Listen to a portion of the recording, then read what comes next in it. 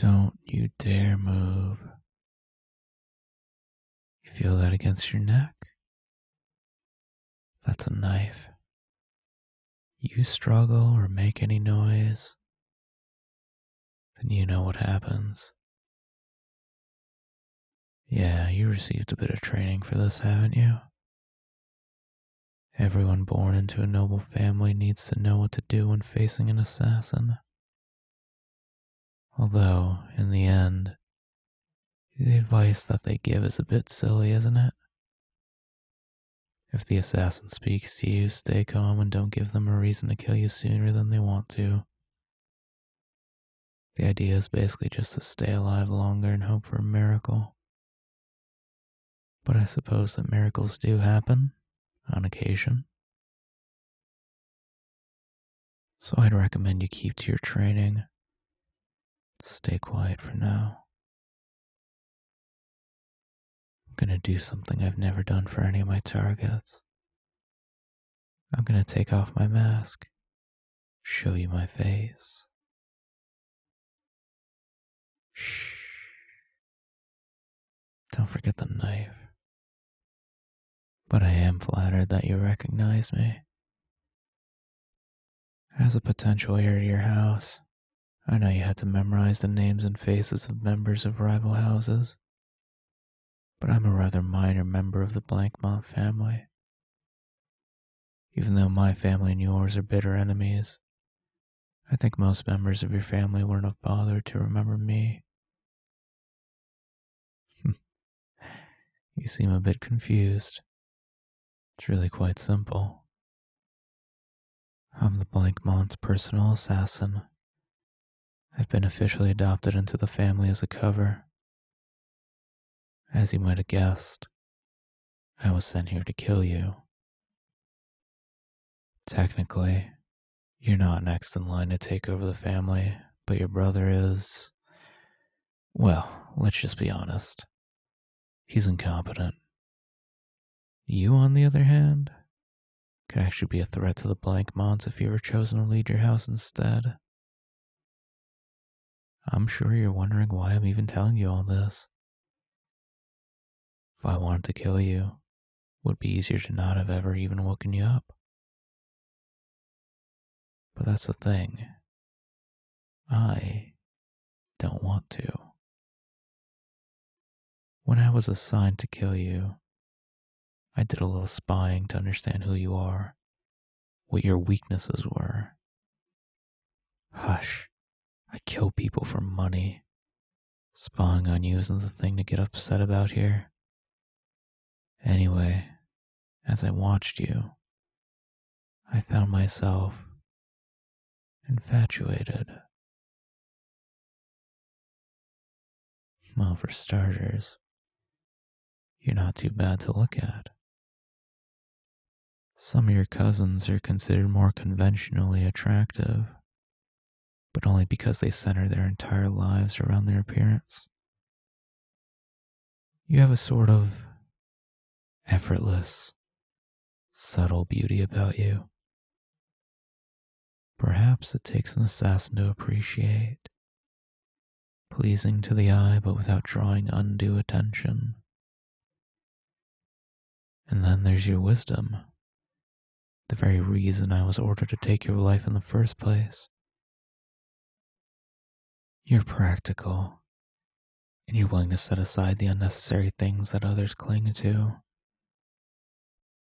The fact that you alone have been arguing in favor of making peace with the Blankmonts in order to end our counterproductive feud. You don't care about revenge. You just want to move on.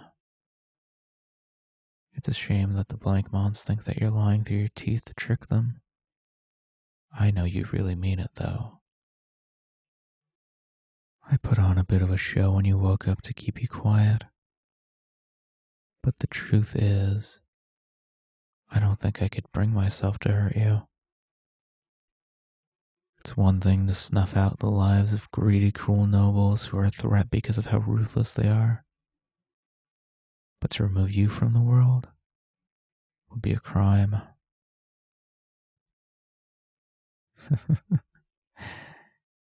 still have a sense of humor, even at a time like this. Alright, fine. Both are crimes, but the former is merely a crime according to the law. The latter, that's a crime against humanity. I was given your contract quite a while ago, to be honest. I've been spending a lot of time thinking about what I wanted to do, and I had finally settled on something. I'm given a bit of leeway in my job. So long as I serve the blank mod's interests, they don't care too much how I do things. So, this is what I think we could do. I bring you back with me, and you become a blank mod. It's perfect, you see. You're no threat to them. In fact, you can be an asset. You won't have to die, and, well, we can even be together.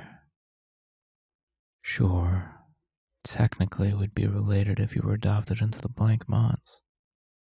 But you know how common that sort of thing is among nobles. At least in this case, wouldn't be a blood relation. So what do you think? Not a bad deal, right? You get to live, I get a chance at you, and the blank mod's bitter rivals lose power. Everybody wins. Except your family. Yeah, I suppose that's true. I don't like where this is going. Here I was praising your pragmatism. You wouldn't really be abandoning your family. You'd just be, well... Alright, you would be abandoning them. But if I kill you, then they lose you anyway. So you're not gonna budge on this? You insist that you'd rather die than join your family's enemies? Either you're more emotional than I thought or much, much smarter. Even if you refuse me, I can't bring myself to end you.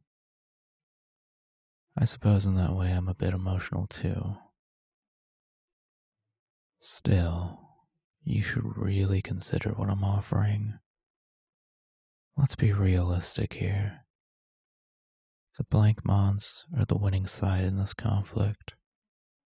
We're wealthier, we've got better connections, and as you now know, we have a skilled assassin to deal with any dangerous threats. Do you really want to be stuck where you are? If you do inherit the family, you'll be inheriting a dwindling empire. It would be such a waste of your talent. You'll die poor and in squalor. After spending your life stressing and fretting over your situation, who would choose that? Barring a miracle, it is a sure thing. Oh, well, aren't you clever? Yes, just like I said, miracles do happen. But you already got your miracle. Your miracle is that you're not dying tonight. Expecting more is just delusional. And if that doesn't happen, think about what you're giving up. If you've got any chance of getting your house out of the hole it's dug for itself, it'll be through a political marriage, a forced one. But that's just it. I'm not blackmailing you into marrying me. All I want is a chance to convince you to choose me. In the Blankmont house, you won't have to bear the responsibility of leading. So it doesn't matter who you marry. You can choose whoever you like. And you know, I'm not a bad option. I've got plenty to offer. I'm wealthy, intelligent, and I feel like we could really understand each other in a way that others don't. This is the only way that you would get a chance like that. Well, I suppose technically I could join your house instead, but I don't want you to take this the wrong way. But it isn't as though I'm willing to drop my entire life for you. I'm interested in you, and I'm taking quite a risk by ignoring my orders. But I am genuinely loyal to the Blankmont family. Even if it is technically only a cover, I am officially part of the family, and I am grateful to them. But we've only just met. I see your point. If I won't drop everything for you, then I can't ask you to drop everything for me. I enjoyed observing your shrewdness from a distance, but it is a bit frustrating now that you've turned it on me. Well, I suppose you've given me something to think about. You're more determined than my observation suggested. I just realized that I didn't accomplish even one of the goals I came in here with. This is going to complicate things. Still, the fact that you can turn me away with nothing more than words intrigues me. I might be even more interested in you now than I was before. I expected to leave here with you, or with your head, if I could muster the strength. I hadn't considered what would happen if you remained alive and at home. Well, I would recommend that you don't tell anyone that we spoke. Even if I can't bring myself to kill you, I don't have such reservations about anybody else. Don't test me on this, or they'll be the ones to pay the price. We'll speak again some other time. You might not have gotten the best impression of me today, but I'll try to show you a better side of me next time.